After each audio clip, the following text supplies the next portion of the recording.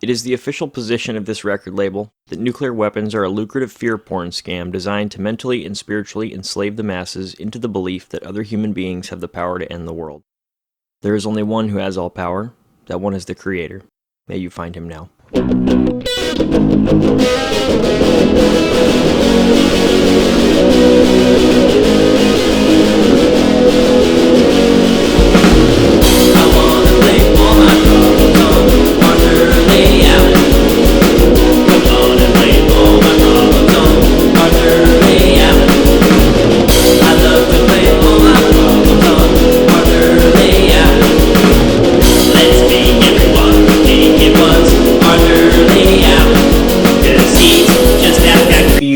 That lives right down the street.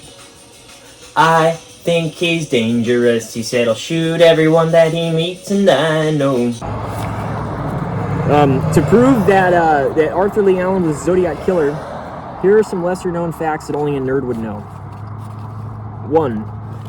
He sent a VHS tape of himself and taped news appearances he made regarding his experiences with law enforcement and their suspicions about him. He then mailed this VHS tape to a close friend, Phyllis Seawater, and on the front of it, amongst a confusing string of seemingly random letters and numbers, he included the following: 1A350D 14C8. Now, if you take that message and you fucking turn it sideways, I wanna lay all my problems on Arthur Lee Allen. It's been 50 fucking years and I still lay out. I just wasted 50 years looking at Arthur Lee Allen. But now I just sold a movie deal and now I'm in a book. The following is a direct quote from Allen's last will and testament. I love my brother very much, and this made the hurt all the deeper. It was written before 1992 and updated until his death in 1992. In 2020, the Zodiac Killer's infamous Z340 cipher was cracked. Part of their decryption reads, I am not afraid of the gas chamber because this will send me to paradise all the sooner. I was in a documentary because of Arthur Lee Allen, and everyone in America has heard of me now. Because of the cannon on and go by and my buddy Arthur Lee.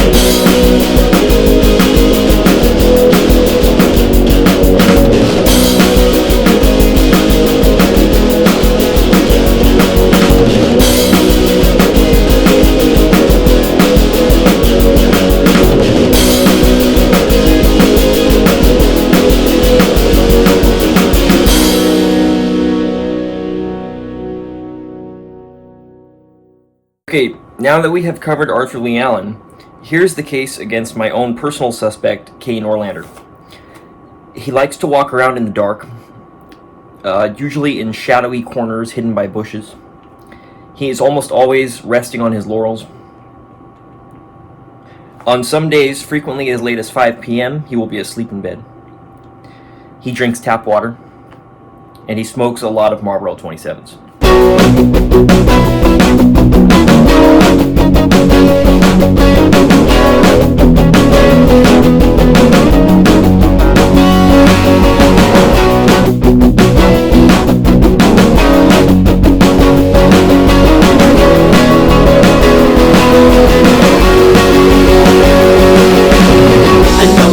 From the house I'm in, and all the things he does are looking quite shady. Yeah, he's always walking around in the dark, in the bushes, resting on his laurels, and never seems to change his ways at all. I think my roommate might be the Zodiac killer. I think my roommate might be. I think my roommate might be the Zodiac killer. I think my roommate might be. The biggest technical issue today with doing anything sketchy or illegal or immoral is that you have to watch out for Drew Beeson, because something sketchy will happen and then Drew Beeson will come along and he'll solve it. We used to live somewhere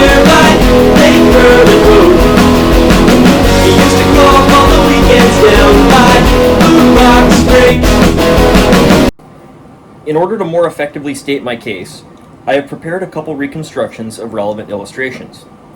This first artifact is a reproduction of the Napa County Sheriff's composite sketch of a potentially suspicious man sighted near the scene of the Lake Berryessa attack on September 27, 1969. This is the Lake Berryessa voyeur from the Zodiac case. Okay? And then this is my former roommate, Kay Norlander. And so you can see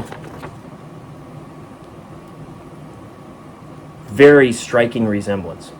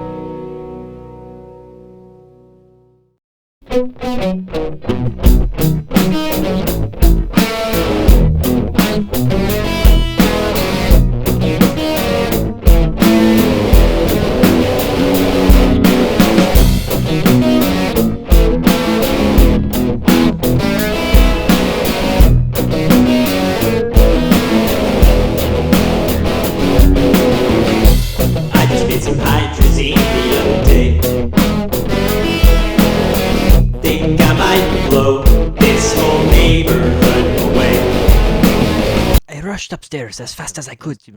I was practically knocking people over to get to the executive boardroom. Quick, I shouted. Close the windows, lower the blinds. It was practically pandemonium in there. Officers running here to there. Suge Knight is coming, Suge Knight is coming, I screamed. Just before I could close the door, I was...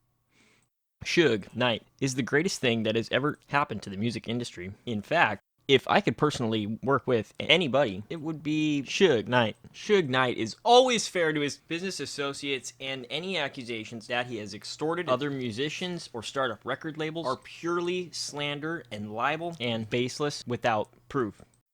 I mean, you guys heard him say it. He's been all up on that TV, all about my sins, but man, ain't nobody paying to say all that stuff about how I'm the best in the industry. I really think everybody should leave Suge Knight alone and start worrying about Keefy D. We was only on Vlad for 15 minutes tops, and this Keefy D starts shooting at me, and everybody only wanted to worry about what Suge did wrong. Nobody want to think about what Keefy D did. Men with suits, chemical resistant suits.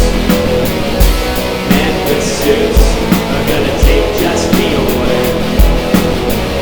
'Cause I just need some hydrazine, freebase. I just made some hydrazine, freebase. I just made some hydrazine, freebase. I just made some hydrazine, freebase.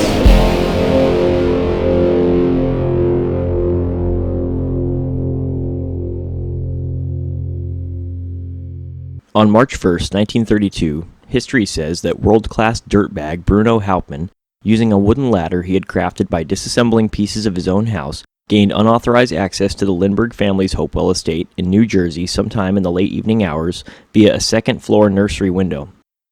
In a mind-blowing display of shocking crackhead psychosis, he stole the infant child of international superstar aviator Charles Lindbergh.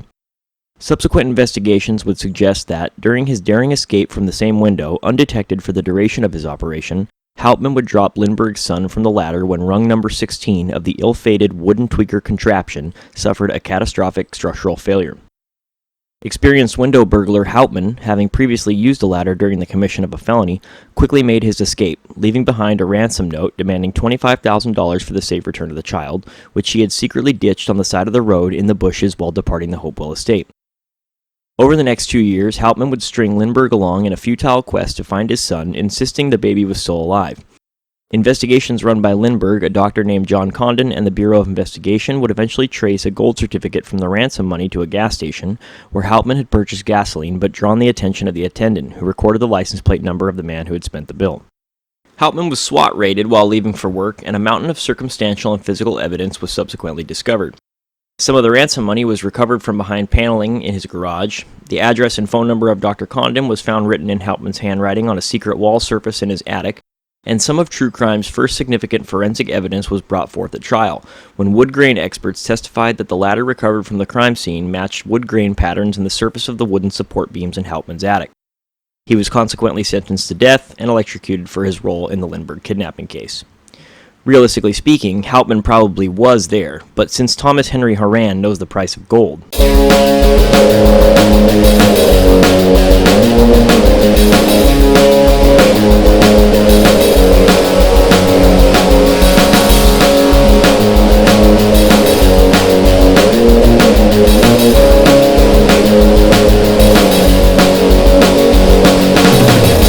Late night is weeping, all losing their minds, waiting for an understanding but running out of time. Baby audience, or I know that I'll lose my mind. It's getting empty and so uncertain, you're running out of time. let me take you to where Isidore Fish was written. You see where that pole is up there? Over here? That metal pole. I was sitting on the far side of it, so like, that, there you go, square meter. That's where that song was written, the whole thing. I pinned a clipboard to the dirt and then had it sit against the gutter surface so I could write on it, and then wrote that entire song with an acoustic guitar. Take your places here with these faces and watch him take the fall. But how big was it there? He never was even there. How big was it there? He never was even there. There wouldn't be a reason for Hauptmann to go to Hopewell. If Hauptmann found himself at Hopewell, he would probably be really bored because there's nothing for him to do there.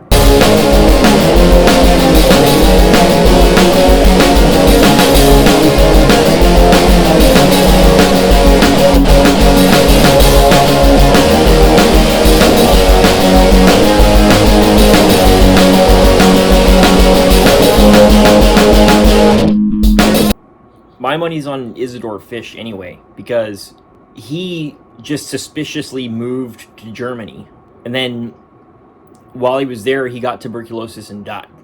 Anybody who gets tuberculosis and died is probably guilty, otherwise why would they get tuberculosis and die? How big was it there? He never was even there. How big was it there? He never was even there. He never was even there. He never was even there. He never was.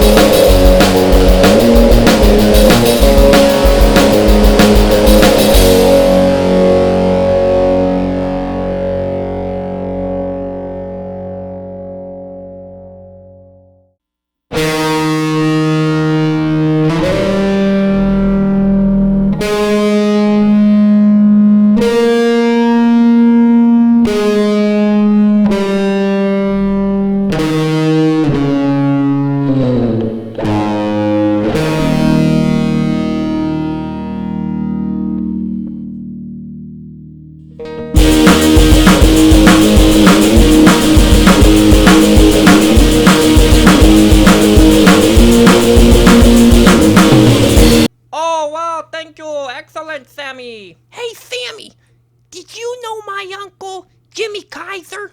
No, but if I did know your uncle, I probably would have shot him.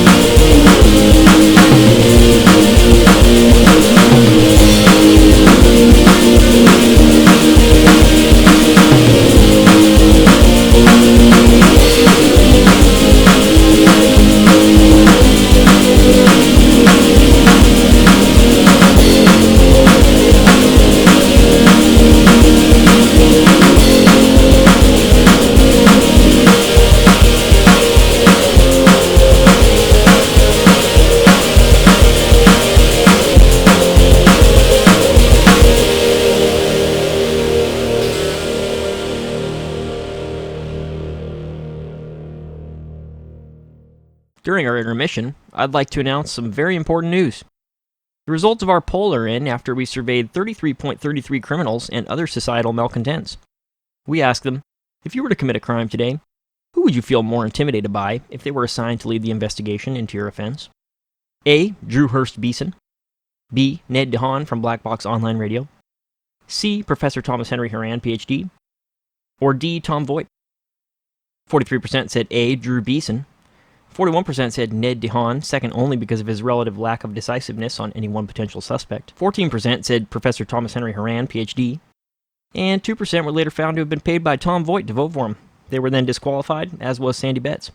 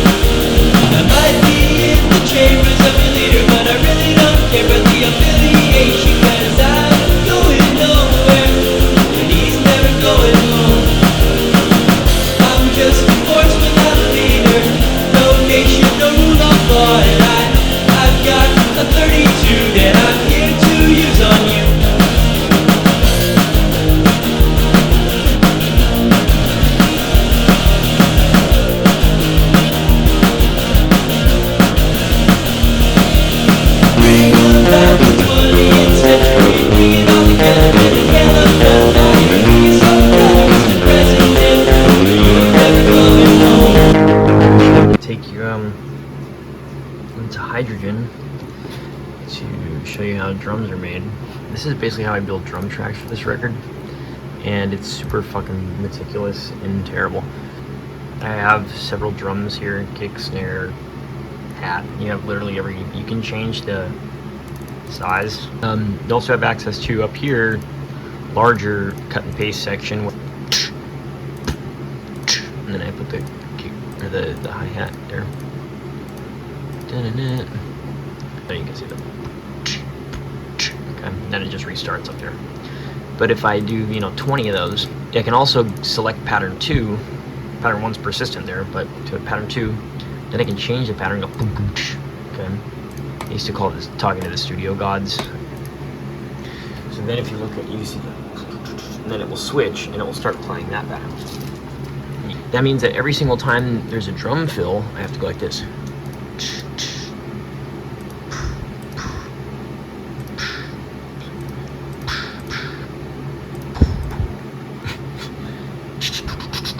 And then it, do the hi-hat, and you skip the hi-hat where it wouldn't be possible for a human to play unless they have 3 arms, blah blah blah. I also have some humanizer functions here.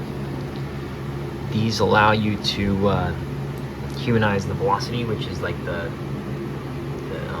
strength of the hit. So like say it's a snare drum,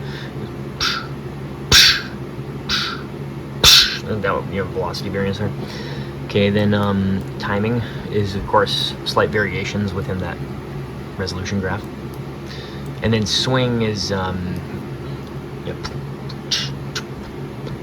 has that kind of that swing to it.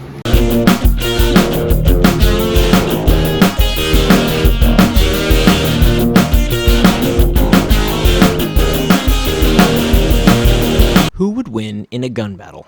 Leon Zolgaz or the Son of Sam? Zolgaz fearlessly engaged a high-profile target so immense that nearly an entire century's worth of history was likely altered by his actions.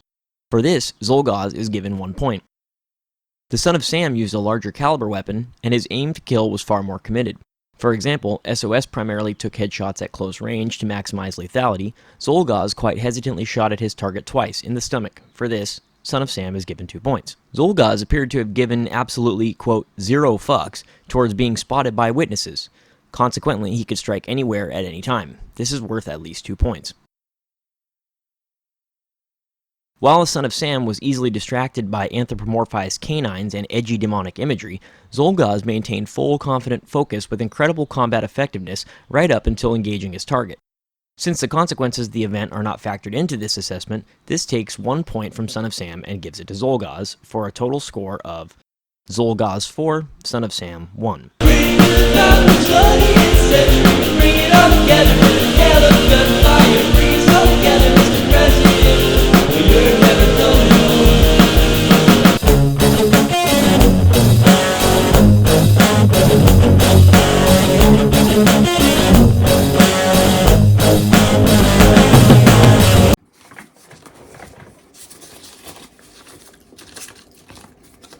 Hi, I'm Maury Terry. Today, I intend to prove that the 44 shootings in New York were not committed by David Berkowitz, but instead a highly secretive and supernaturally powerful group of skinnies on the various rooftops surrounding the crime scenes. Let's look at the facts. Fact 1. Far more people, statistically speaking, have been shot by skinnies on rooftops than by David Berkowitz. This alone would seem to prove my theory. Fact 2. Berkowitz himself told me after I bribed him with some money and gifts that the so-called Son of Sam was actually a powerful gang of skinnies on apartment building rooftops under orders of the devil, John Carr, and that dog from those commercials. Fact 3. At the scene of the Stacy Moskowitz murder, Berkowitz was issued a traffic citation, then, it is claimed, traversed several city blocks in seconds to fire fatal shots at the crime scene. Since people cannot run this quickly, the logical assumption is that the shooting was actually carried out by skinnies on the rooftops. Fact 4. You will never hear the word skinny used to describe a Somalian man with an AK uttered on mainstream media. Is this evidence of a cover-up? Check out my book, The Ultimate Skinny, for more information. I'm Maury Terry. There are skinnies on the rooftops, all chewing on a bale of cotton. Skinnies on the rooftops, see them die for a pointless cause.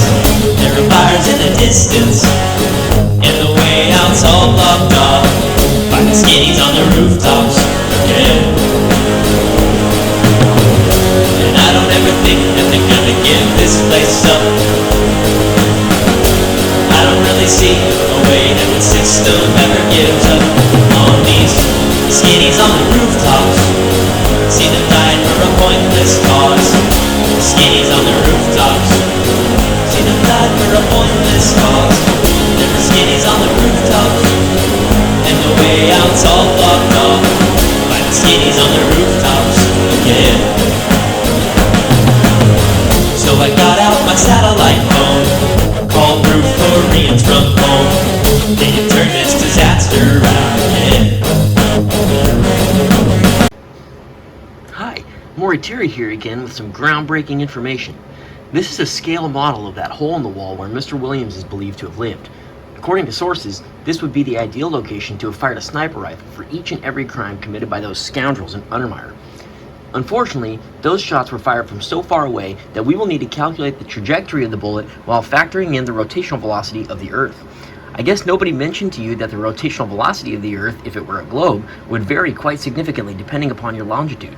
This means if snipers were truly taking into account the spin of the Earth, they would need data far beyond what anyone would ever need to effectively engage a target from a substantial distance. Why are we told this about long-distance sniper shots? And how in the world would one ever calculate the differential between longitude of the target and longitude of the rifle's muzzle? I can't think of a reason to lie about something so sensational and dramatic sounding unless one had a deeper motivation behind hammering such a lie into people's heads.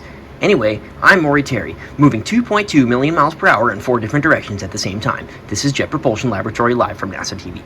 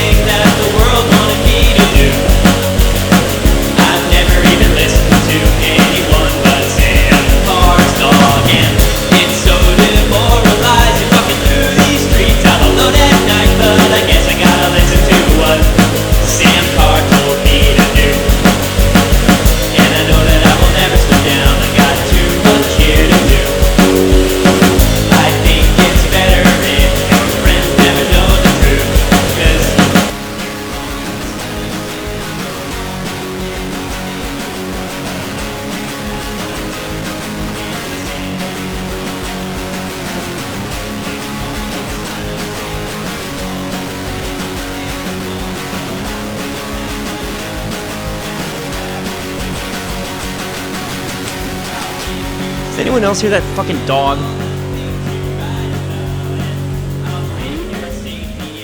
Mr. Williams, is that your... I was pretty stumped and I didn't know what to do here, and fortunately the TUE Thomas Henry Horan Forum people came through and they sent a letter. I think that this is from Maury Terry. I have to there's a couple reasons I would say that, but I don't have proof of that, but I'm pretty sure this is from Maury Terry. Okay. First of all, look at how gigantic this piece of paper is. Hello, Vincent Wheaties McConnell. He didn't, I don't think that he anyway. Before I start, I must say I am not Maury Terry, and it's underlined in capital. So you better net thing that I am him. No, my friend. My name is Thomas A. Darden by name, and I represent the He's tried to spell the word process 3 times, and each time he crosses it out. I represent the process churches. We fire all the shoot at all the New York crime scene you mention. Therefore, or thus, you son of a bitch, you, and it's got an exclamation mark, you and Manny Grossman need stop, capital underline, stop talk bad on the Maury Terry. I shall you have no. I think that's spelled backwards, but Maury Terry is more credible than you is ever be. You give me $21,000 or I tell the world you or Manny have the nickname of Wheaties. Ha ha ha ha ha ha ha. Not Maury Terry. Thomas Darden. I don't know why 21,000, first of all. And then you or Manny. So it could one of us goes by the nickname Wheaties. I'm pretty sure this letter's from Maury Terry. We're not falling anymore. We're not falling anymore. We're not falling. My master's never falling. We're not falling. Now that gravity is gone. Alright, so another one's come in. These are to the super chat box. Dear Vincent this is not, oh, and by the way, it's underlined again. This is not Maury Terry. This is Zodiac speaking. To prove this, measure the paper your hand. Ha!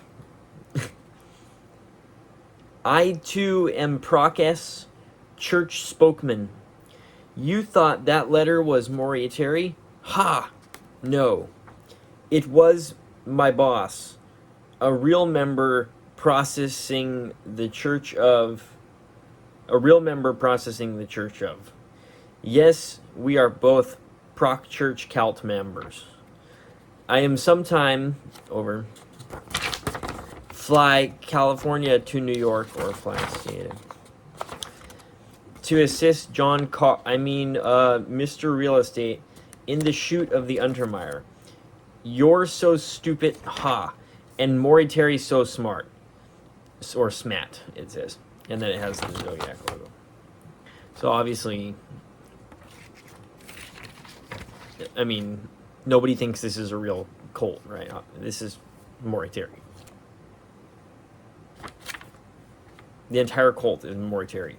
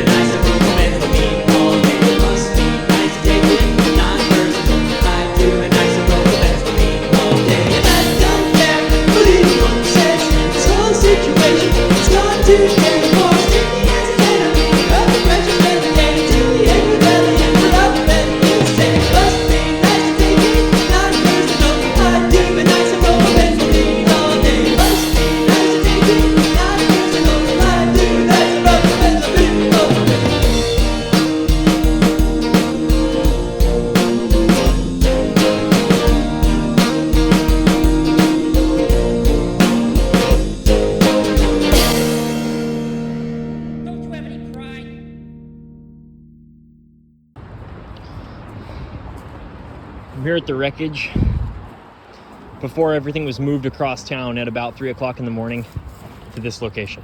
Yes, sir. We're looking for Sasquatch. We know he's out here. I've tried to lure him out with wood knocks and whooping sounds, but it hasn't worked yet.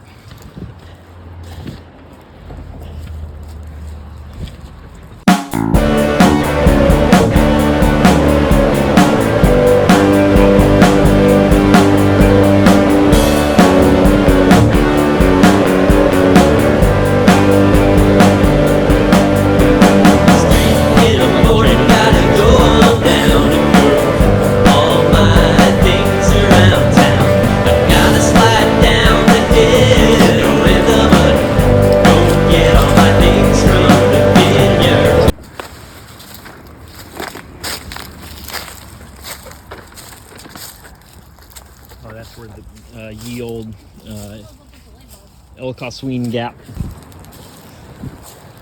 was invented by the Chinese. What is this? So you can see where the Squatch has ripped up a lot of the trees that used to be right here and scattered them everywhere. And then also he's taken a bunch of rocks and chain link fence and he's taken those apart and built them into a sort of a retaining wall that he can use to, it's probably the Squatch where. Alright, so you can see he's scattered everything around. No human could be responsible for this level of carnage and destruction present at this site. The only way that's possible is for something of a much larger size, probably something about 800 pounds and about 7.5 feet tall. It's always my mercy warehouse. It's always my mercy warehouse. It's always my mercy warehouse. Not anymore. It's 3 in the morning, gotta go on down and move all my shit around town. It's 3 in the morning, I can never come down. I gotta move all my shit around town.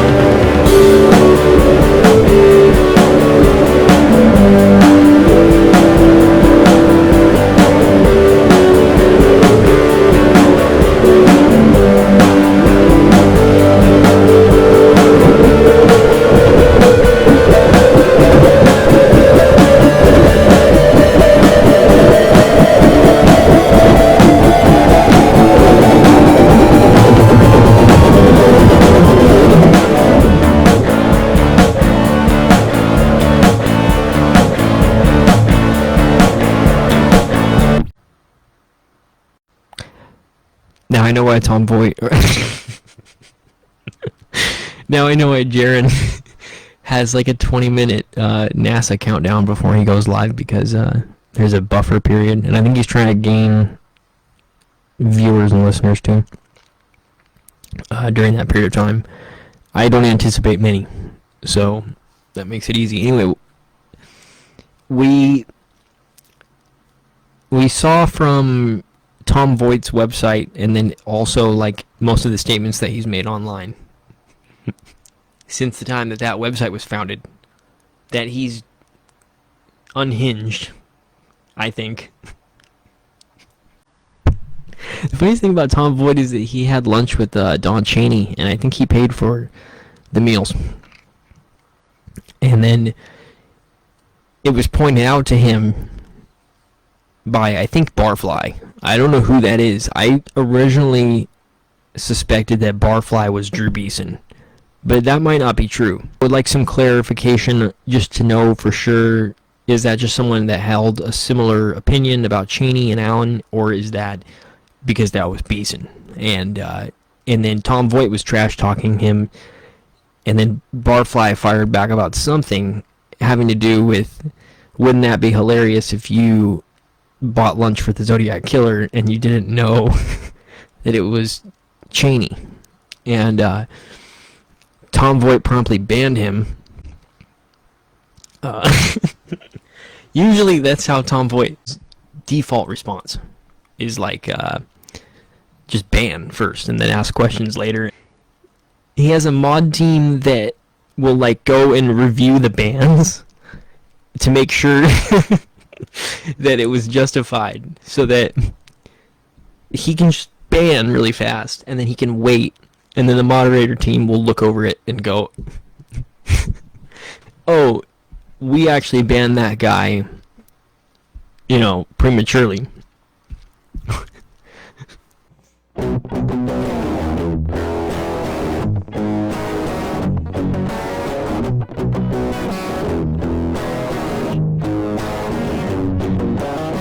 Hey Marco Bear, stop peddling your snake oil bullshit online. Hey Marco Bear, that shot didn't come from the front and you know it. And Eric Hunley, why can't you correct this guy or something? Your military background should turn in its bed every time that we hear this guy. It's Mark Robert, shooting from a sewer drain, what a total dirtbag. It's Mark Robert, shooting from the windows, what a novice in ballistics. He likes to turn the drum track off.